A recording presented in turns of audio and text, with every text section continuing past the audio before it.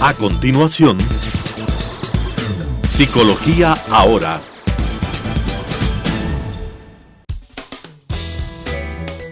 Clasificación A. Apto para todo público.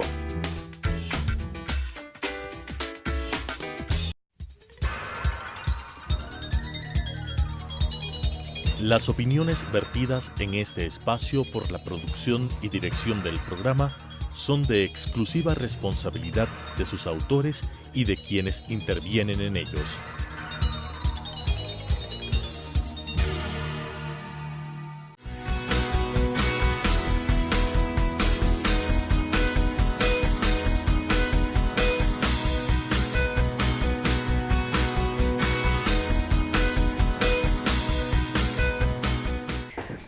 Buenos días, queridos amigos televidentes, qué gusto tenerlos aquí otra vez en su programa Psicología Ahora, el consultorio desde Telesucesos hasta tu hogar, para que te pongas al día con las últimas tendencias técnicas en cuanto a la vida de la terapia psicológica y también con los mejores terapeutas de aquí de Quito y del Ecuador, para que tú puedas contestar esas dudas que todos tenemos en relación a la vida diaria y que son tan comunes, porque justamente a partir de la crisis nos reconocemos a nosotros mismos y podemos entender qué es lo que necesitamos.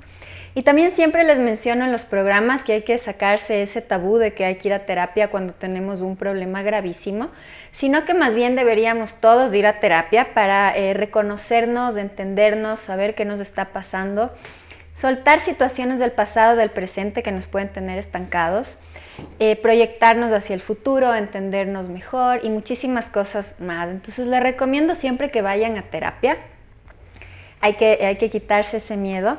También les invito a que nos vean en YouTube poniendo Telesucesos Psicología Ahora. Tenemos los programas de los 3 últimos años, temas muy interesantes, aunque el programa ya lleva 8 años. Y también recordarles que el programa pasa los días martes a las 10:30 y el reprise es el sábado a las 2:30. Les doy la bienvenida en este día. Hoy día estamos con el doctor Esteban Lazo. Él es doctor en Psicología Social y además él dirige un programa de diplomado en México, muy interesante, y ha sido catedrático también en la universidad. Justamente recientemente ha publicado este libro del que vamos a hablar hoy día, muy interesante, que se llama El modelo sistémico ante el malestar contemporáneo. Les recomiendo que lo revisen si es que están interesados justamente en la terapia para los profesionales y si no también, porque siempre es bueno aprender un poco. Esteban, qué gusto tenerte aquí. Hola Adriana, gracias por invitarme. Un gusto. Creo que es la tercera vez que estás acá, ¿no? Puede ser, sí. Tercera, cuarta, sí. Hay que aprovechar cuando vienes. Bueno, vamos a hablar hoy día sobre la psicoterapia en clave emocional, ¿ya? Como hablábamos anteriormente, Greenberg planteó el tema de la terapia enfocada en la emoción, pero Esteban pues nos plantea su teoría, que es la terapia en clave emocional, muy interesante, justamente mencionada en este libro. Cuéntanos un poquito de qué se trata. Bueno, Greenberg, para la audiencia, ¿no? Greenberg es un terapeuta que básicamente junta entre sí 2 líneas fundamentales de la terapia humanista, que son la Gestalt de Fritz Perls y la terapia centrada en la persona de Rogers, ¿no? Greenberg básicamente en términos técnicos junta las dos. Ahora, cuando la gente habla de las emociones, la gente piensa que las emociones son cosas que se deben controlar o administrar o tal, y no es así, ¿no? En realidad, el fondo de la experiencia humana no son las emociones, sino las necesidades. Y lo que yo hago en la terapia en clave emocional es trabajar utilizando las emociones para encontrar y honrar las necesidades básicas de las personas, que son solo 2. Solo hay 2 necesidades relacionales, es decir, lo que necesitamos de las relaciones con otros y con nosotros, que son sentirnos queridos y sentirnos respetados. Esas son las únicas 2. Entonces yo siempre en las clases pongo el ejemplo de el cuerpo humano. El cuerpo humano, bueno, los seres humanos somos cordados, que quiere decir que tenemos columna vertebral. Una vez que se forma la blástula y la mórula y etcétera, lo que va creciendo primero es la columna vertebral, porque la columna vertebral es desde donde cuelga todo lo demás, ¿no? Las extremidades, los pulmones, el corazón. La columna vertebral se empata y se entronca en la pelvis, que es el centro de gravedad del cuerpo. Es decir, la pelvis es donde el movimiento se inicia o se detiene. Esto psicológicamente equivale a decir que las emociones son la columna vertebral, la pelvis serían las necesidades y los síntomas y problemas son las extremidades, ¿no? Tú puedes mover un brazo sin mover ni la pelvis ni la columna vertebral, puedes hablar de un problema durante años sin que eso empate con tus emociones y con tus necesidades, ¿no? Lo que yo hago en terapia es que las personas reconozcan y honren sus necesidades de forma que modifican sus relaciones para dar espacio a esas necesidades y confirmarse a sí mismos y sentirse cómodos, ¿no? y felices siendo lo que son, que está bien. Qué interesante. ¿Cómo llegaste a este punto? ¿Cuál fue tu camino, digamos, de descubrimiento, primero como terapeuta, como profesor, hasta llegar a estas conclusiones tan interesantes? Ok. Cuando uno es decir, cuando empiezas a trabajar en terapia, uno de los problemas de la terapia es que la terapia está dividida en enfoques, ¿no? O sea, hay humanistas, cognitivos, sistémicos, psicodinámicos, hay cuatro y medio, ¿no? Luego están los psicocorporales, que son un conjunto de técnicas en busca de una teoría. Pero en el mundo en general, en el resto de profesiones, eso no existe. Es decir, los arquitectos no es que tienen enfoques, los ingenieros no es que tienen enfoques. Porque la diferencia es que los ingenieros, los arquitectos, conocen una serie de principios que en el caso de los ingenieros y los arquitectos tienen que ver con la física, la resistencia a los materiales, etc., ¿no? Y esos principios los utilizan para aplicarlos a lo que sea que hagan. Tengo que proyectar un puente, entonces aplico los principios de la física. Tengo que hacer una casa, entonces lo mismo.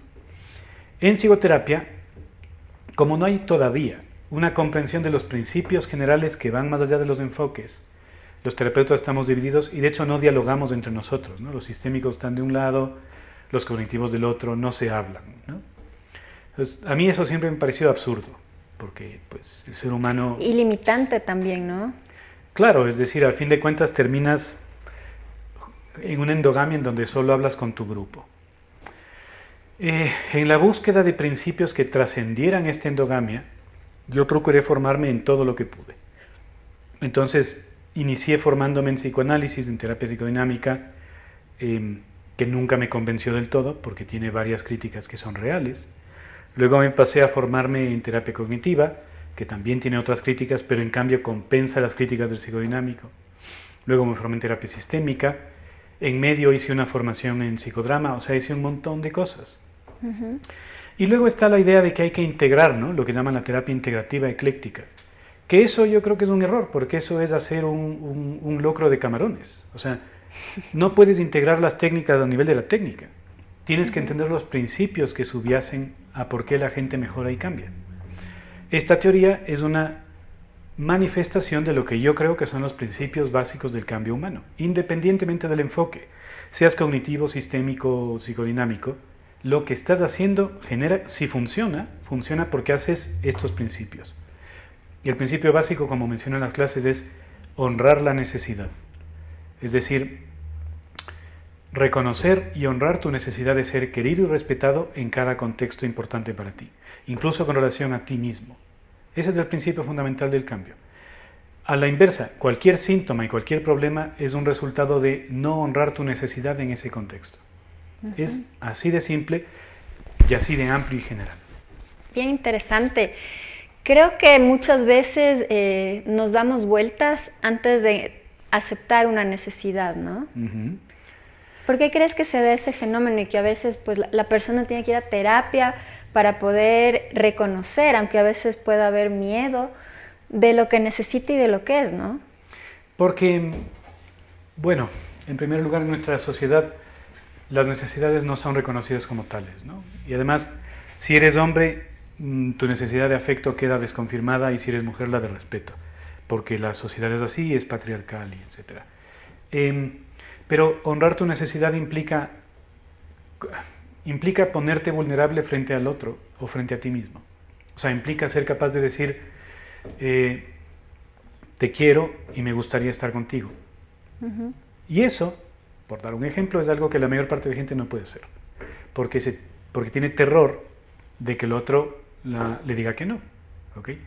La realidad es que si logras honrar tu necesidad, ya no importa lo que el otro te diga, Porque lo que genera el cambio en la curación y la salud mental no es satisfacer la necesidad, es honrarla. Es decir, el ser consciente de que tienes derecho a sentirte así y a necesitarlo y que estás en tu derecho, así el otro no te lo dé, ¿no? O sea, imagínate una persona que toda su vida ha tenido problemas con su padre y que toda la vida ha dedicado a demostrarle a su padre que es grande, que es bueno, ¿no?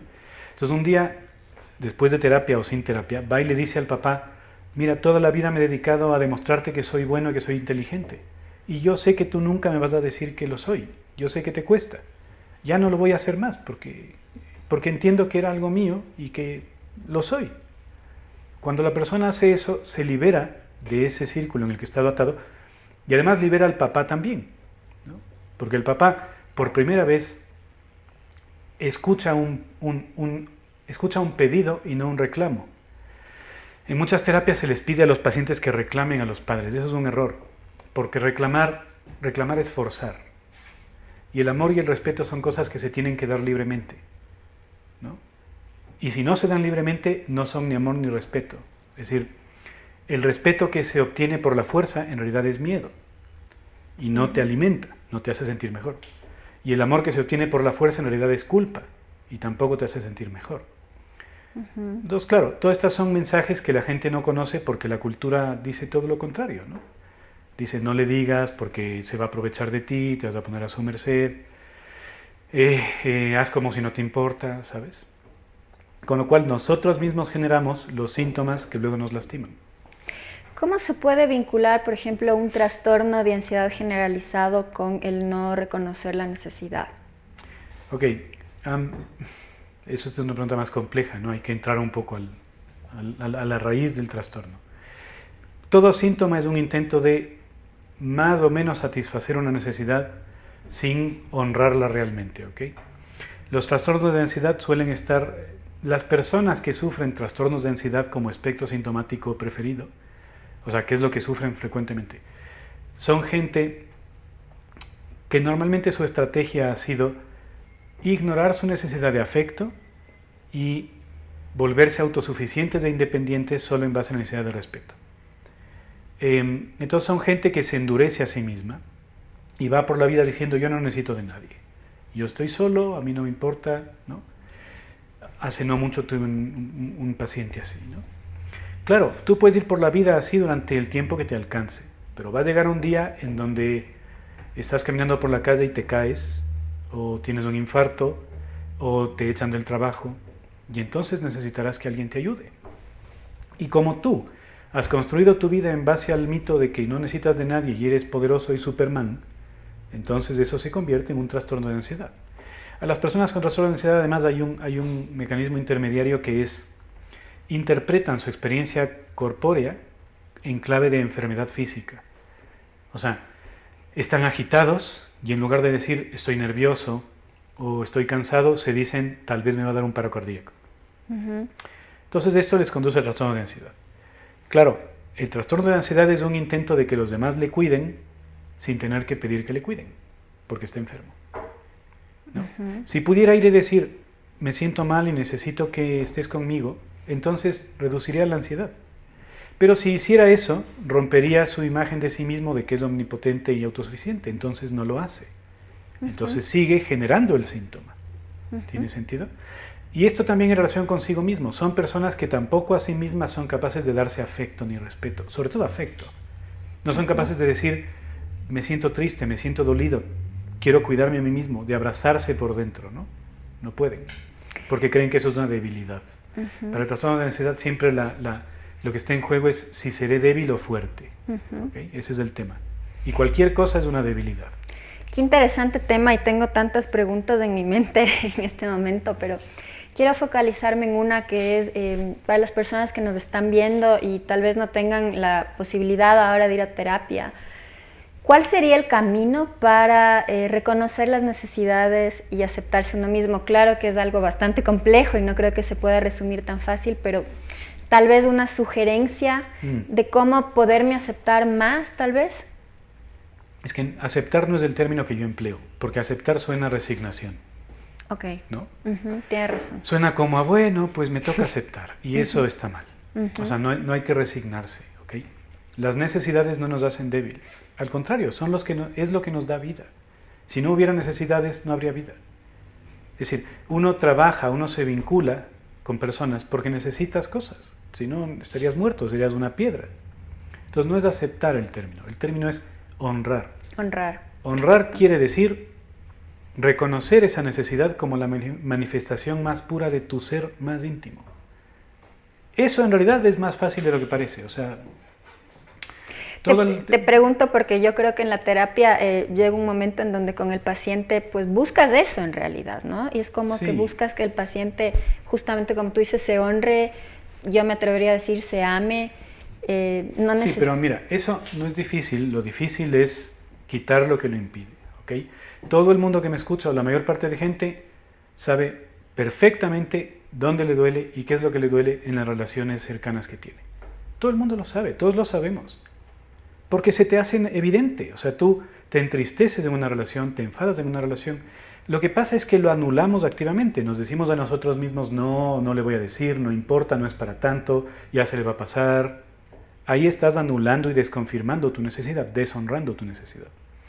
Hay una pregunta que puede hacerse la gente de la audiencia que les puede acercar a su necesidad, que es dos preguntas. La primera, ¿qué es lo que me han negado históricamente en mi vida las otras personas con las que me he vinculado?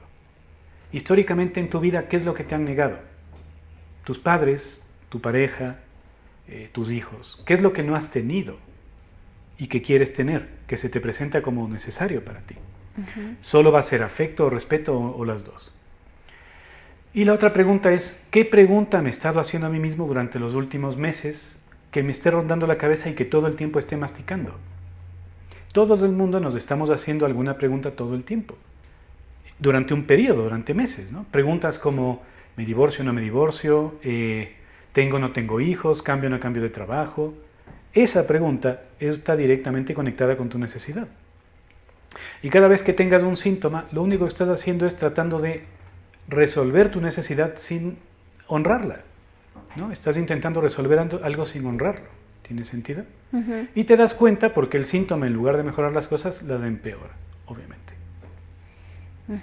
Qué interesante. ¿Dentro de esta teoría entra el inconsciente? No, porque el inconsciente es un concepto que no conduce a ningún lugar. Es decir, es un concepto genérico donde cabe todo y todo es todo, ¿no? Cabe lo que se puede llamar el aspecto tácito de la experiencia. O sea, las emociones, por ejemplo, son una forma de conocimiento no verbal. Si yo siento desprecio, lo que estoy realmente haciendo es indicándome a mí mismo que esa persona por la que siento desprecio es opuesta a mis valores morales. Evidentemente no lo pienso, ¿no? Es un razonamiento, pero es lo que estoy sintiendo. Entonces lo que sí entra es eso, ¿no? Ahora, claro, porque también pasa que en terapia las cosas no son inconscientes. La mayor parte de gente sabe bien dónde metió la pata y por qué. Lo que pasa es que nos cuesta admitirlo, pero no es tan difícil en realidad. Entonces no es que tienes que estar rastreando durante años, no. Muchas veces en la primera o segunda sesión emerge con absoluta claridad. En la terapia que yo hago es así. Llega la persona, se pone ahí y me dice, es que vengo porque tengo un problema con mi marido. Ok. Cierre los ojos, imagine que su marido está delante de usted, dígale lo que le quiere decir. No, es que no me atrevo. Ajá. O sea, el tapar eso que es evidente puede ser por miedo o por la educación. Claro, es por miedo a ser desconfirmado, ¿no? Porque tenemos miedo a que los otros desconfirmen nuestra necesidad, pero en realidad la estrategia más poderosa en la vida es pedir las cosas sin miedo. Si te las dan, te van a servir, y si no te las dan es porque no querían y entonces no te iba a servir. Es así de simple. Si te dan amor, el amor y el respeto son cosas que se otorgan, no son cosas que se ganan ni que se obligan. Entonces, si te quieren es porque el otro quiere quererte, es porque al otro quererte le hace bien, le hace crecer. Entonces ese amor te nutre a ti y al otro. Si tú tienes que obligar a alguien a quererte, eso no es amor, eso es culpa. Y eso te lastima a ti y al otro, porque ambos están autoengañándose. ¿Tiene sentido? Claro, entonces ahí, bueno, pero ¿qué pasa si yo quiero que alguien me quiera y esa persona no me quiere? ¿Por qué quieres que esa persona sienta eso por ti? Muchas veces lo que queremos es Quiero que esta chica me quiera porque es guapísima y teniéndola junto a mí voy a sentir que yo también soy atractivo. Es decir, estamos intentando resolver una necesidad que en este caso sería la de respeto, sentirse capaz, competente, fuerte, con la otra, la de afecto, ¿no? Y buena parte de los síntomas humanos transcurren en este autoengaño de no saber qué realmente quieres, creyendo que quieres otra cosa, ¿sabes? Entonces la pregunta es, ok, vale, quiero un Ferrari. ¿Por qué? ¿Por qué es importante un Ferrari para ti? ¿Qué es lo que te da? ¿No? Mucha gente cree que quiere un Ferrari cuando lo que realmente quiere es que sus amigos le digan eres excelente y eres un maestro. O te queremos. Claro, claro. Y cree que teniendo el Ferrari, y obviamente no lo va a conseguir nunca, ¿sabes? Porque el Ferrari no va a conseguir eso. O eso también se da buscando trabajo, el éxito, la posición, la pareja. O tratando de ser atractivo para los demás y seduciendo y tal, ¿no? Evidentemente es un camino que implica autoconocimiento, ¿sabes? Pero es el camino que te lleva a crecer y a hacer que tus relaciones fundadas en honrar las necesidades sean cada vez más saludables para todos. Y todos cometemos errores en la vida, pero son errores normalmente que te conducen a crecer. Ahora, justo lo que mencionaba al comienzo del programa, que a veces hay ese miedo de este viaje de autoconocimiento, de autoexploración, ¿no? ¿Qué podrías decir de esto? Porque yo pienso que aquí en Ecuador todavía hay un miedo a veces a ir al psicólogo, como que si voy al psicólogo es que estoy mal de la cabeza, cuando en realidad es algo muy valioso, ¿no? Sí, pero eso es mentira, eso es un autoengaño. O sea, la gente que te dice yo no creo en el psicólogo es gente que sabe que por dentro está hecha pedazos y un desorden y tiene pavor de ir a un lugar donde ese desorden se tenga que manifestar y aclarar. Es así de sencillo. Y todo lo demás son justificaciones. No creo en los psicólogos, no sirven para nada, no estoy loco. Ok, mentira. La realidad es así. Mentira. La realidad es que tú sabes que estás súper mal, que genera sufrimiento a tu alrededor y que tienes mucho miedo de que si vas al psicólogo, todo el armado que mantienes pegado con hilos ahí, con babas, se desarme y se caiga todo a pedazos. No se va a caer a pedazos. Si escoges un buen psicólogo, no solo no se cae a pedazos, sino que se hace bien, mejora, ¿sabes? Pero dar ese primer paso es complicado. Porque como resultado de no honrar tus necesidades durante años, vas armando relaciones complicadas en donde en cada una hay broncas y problemas. Entonces, claro, el corregir eso toma esfuerzo y toma valentía, esperanza. Y es curioso como esa especie de apego a esta, digamos, disfuncionalidad, ¿no? Interior. Bueno, es un apego basado en miedo. Por eso la tarea del terapeuta es dar esperanza, ¿no? O sea, nuestro mensaje tiene que ser, se puede cambiar, se puede crecer, se puede seguir adelante. Por mal que hayas hecho las cosas, las puedes corregir medianamente, con el tiempo y cuando se dé la oportunidad. Hermoso, qué buen mensaje. Esteban, ¿dónde pueden comprar tu libro? Si quisieras mencionar algo más, que ya nos dicen que se acaba el tiempo. Ok. Pueden comprar el libro en la librería del Fondo de Cultura Económica, que se encuentra en la 6 de diciembre y Wilson. De momento está ahí, probablemente después se distribuye en las demás librerías, pero ahí está de seguro. Y les invito a comprarlo, sobre todo a los terapeutas les puede ser de mucha utilidad porque tiene 12 capítulos de diferentes temáticas en distintos puntos y además es un libro escrito por autores latinoamericanos e hispanos, mucho más cercano a nuestra cultura y mucho más aplicable y practicable. ¿Por internet no hay cómo? Se puede comprar por internet electrónicamente en la librería Gandhi de México, ¿no? Gandhi, G-A-N-D-H-I, y latina.com.mx, ahí está electrónicamente también. Muchísimas gracias, Esteban, por tu tiempo, muy Gracias valiosa a ti. tu información. Queridos televidentes, espero que tengan un buen día, nos vemos la próxima semana con más de Psicología Ahora.